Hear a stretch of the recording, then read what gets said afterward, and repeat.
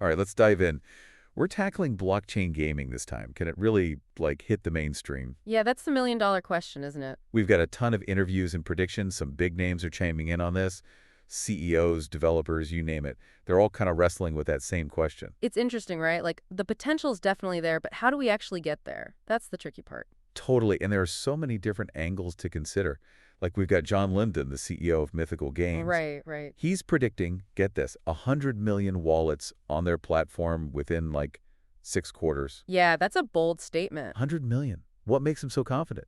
Well, their game NFL Rivals, it's been doing really well, especially on mobile. And that's huge, right? Yeah, that's a big deal. Because for a while there, blockchain games had trouble getting onto those app stores. Apple and Google. Ah, yeah, yeah. Those walled gardens. Exactly.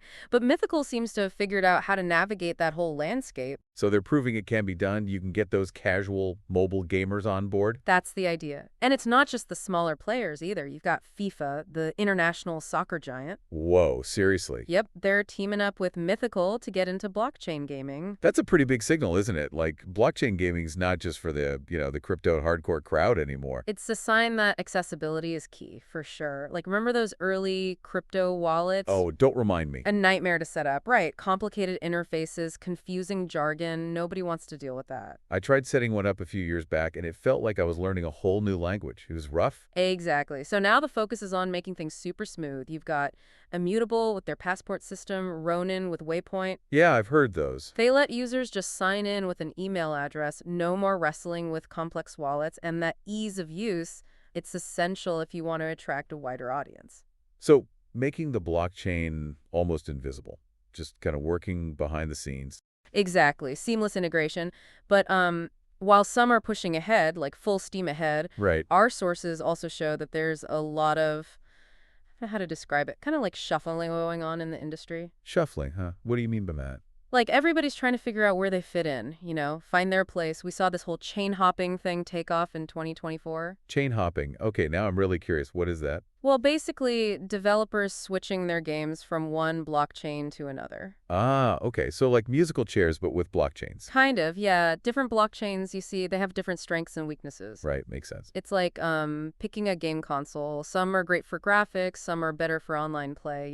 It depends what you're going for. So finding the right blockchain for your game is kind of crucial then. Absolutely. And it's not just about the tech either. It ties into, well, governance, control, even the whole philosophy of decentralization. Oh, that's interesting. So it's like a balancing act. You want these open system, but they also need to be tailored for gaming to actually work well. That's it, yeah.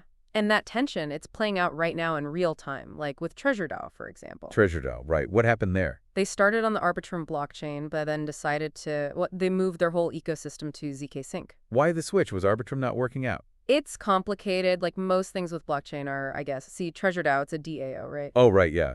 A decentralized autonomous organization. So the community has a big say in how things run. Exactly. And there were some pretty intense debates about whether Arbitrum was really the best fit for game devs. Even though it's popular? Yeah, some folks felt like a more specialized environment was needed, something more focused on gaming. So they saw ZK Sync as kind of a gaming haven of sorts. What even is that? I'm not familiar. ZK Sync, it uses this tech called zero knowledge proofs. Zero knowledge proof sounds intense. Yeah, it's a bit techy to explain, but basically it lets you do transactions faster, cheaper too, and that's super important for gaming, right? Right, makes sense. Smooth gameplay, all that. Exactly. Like imagine a dedicated highway just for gaming traffic. Oh, okay, I get it. Less congestion. Yeah, exactly. Instead of those busy main roads. Right, right. So it's not just a random name then. There's a reason behind it. But back to TreasureDAO. Mm-hmm. Was it just about the tech stuff that made the move, or was there more to it? It shows, how everyone's searching for the perfect blockchain for gaming. Like, are those big general blockchains the right answer? Or will these app panes be the future? Like, what about B3, Mythical Chain? App chains, right? They're popping up everywhere. Yeah, yeah. So it's like finding that balance, between being open and being specialized. It's a tough one. For sure. But even with the perfect blockchain, what about the games themselves? I mean, players still need something fun, right? Engaging. You got it. And you know what? Our sources are saying that blockchain gaming, it's kind of moving past that initial hype phase. Oh, interesting. The hype's dying down. It seems like it. Players want quality now, not just novelty. They're tired of Tired of empty promises? Yeah, games that are more like financial experiments than actual games. Exactly. It's got to be about the experience first and foremost. The blockchain stuff, it should just enhance that, not be the whole thing. So less about the blockchain and more about just making a genuinely good game. Exactly. Like solid mechanics, strong story, a sense of community, those are crucial. Right, the fundamentals. Yeah. And we've seen some games really nail this approach, like Pixels, for example, Guild of Guardians. Oh yeah, those were big in 2024, right? They were huge, and they focused on, building community, long-term engagement. Smart move. Keep players coming back for more. Exactly. But on the flip side, there were also some high-profile games that kind of stumbled. Stumbled, huh? Like which ones? Well, like The Sandbox, for example. Oh yeah, the sandbox. That was a big one. Huge hype. But while the development was slow, some people felt like the gameplay wasn't there yet.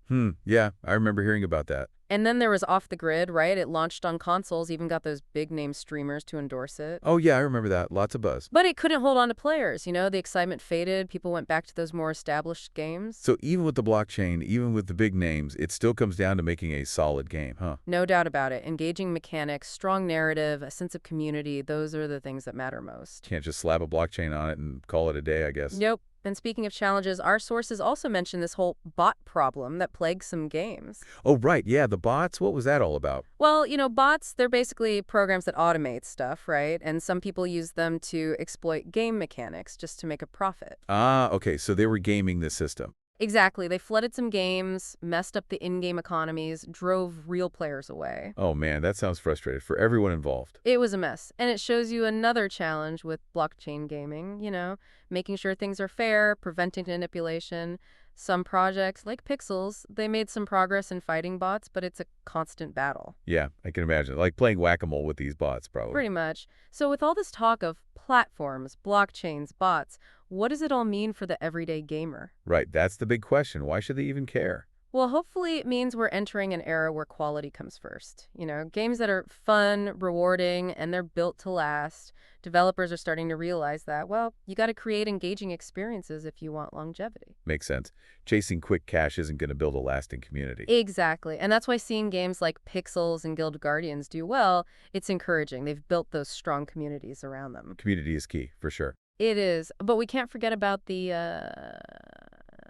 elephant in the room, so to speak. Oh, right. We haven't talked about AI yet. That was a big topic in the research. Yeah, AI agents, lots of buzz around that. It's exciting, but also a bit intimidating, Like, what does it even mean for gaming? Imagine, playing a game and those characters you talk to, they're not just following a script. Right, the NPCs. Yeah, but they're actually adapting to what you do. Whoa, so they're actually intelligent, not just pre-programmed. Exactly. Each playthrough could be totally unique. And it goes beyond just NPCs, too. Like, imagine AI agents helping you manage your inventory. Oh, that would be awesome. Like a personal assistant, but for gaming. Exactly. Helping you navigate those complex economies, maybe even strategize during matches. That sounds wild. Is that actually happening, or is it still just like a concept?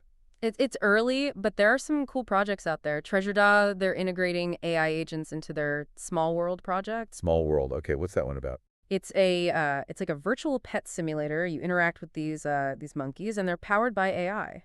Wait, so the monkeys learn and evolve based on what you do? Yep. So it's not just a fixed storyline. The AI is actually shaping the experience with you. That's pretty mind-blowing. So is this like a one-off thing, or are other projects doing this too? Oh, no, it's spreading. Like B3, the app chain we talked about. Right. They're integrating AI Luna. It's a popular framework for AI agents. Makes it easier for devs to use AI. So it's becoming more accessible then, not just some like super advanced tech that only a few companies can use. Yep, and the possibilities are huge.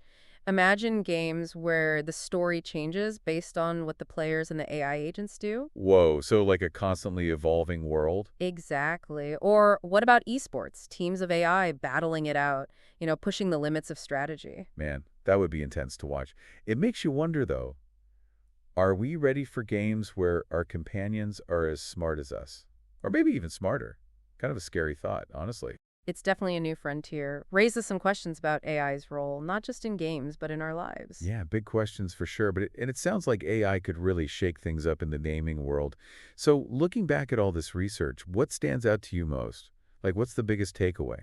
I think it's that tenet, between quantity and quality. Like you've got platforms like Immutable, they're talking about hundreds of games being made. Wow, hundreds. Yeah, but are they all going to be good? That's the thing. One of the interviews, Yatsio, the founder of Animoca Brands, Right, big name in this space. he makes a good point. Attracting new users is important, but you need to build a community too. That's what makes things last. Makes sense. You could have the most amazing game, but if players don't stick around, what's the point? Exactly. And that's why it's so cool to see games like Pixels and Guild of Guardians doing well. They get that, they've built those strong communities.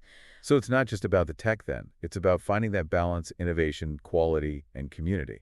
That's the recipe for success, I think. Who knows, maybe in a few years we won't even be talking about blockchain gaming as separate. It'll just be gaming. Yeah, just integrated part of the experience. Exactly. So, are you optimistic about all this? About the future of blockchain gaming? You know what? I am. There are definitely challenges, but the stuff people are creating, it's inspiring, honestly. It's going to be fun to see what happens. I agree. It's going to be a wild ride, that's for sure. Well, I think that's a good place to wrap things up. Thanks for diving into this with me. It's been a blast. Thanks for having me. And for our listeners, keep exploring, keep playing. The future of gaming, it's in your hands. That's all for this deep dive. Until next time, keep those controllers charged and your minds open.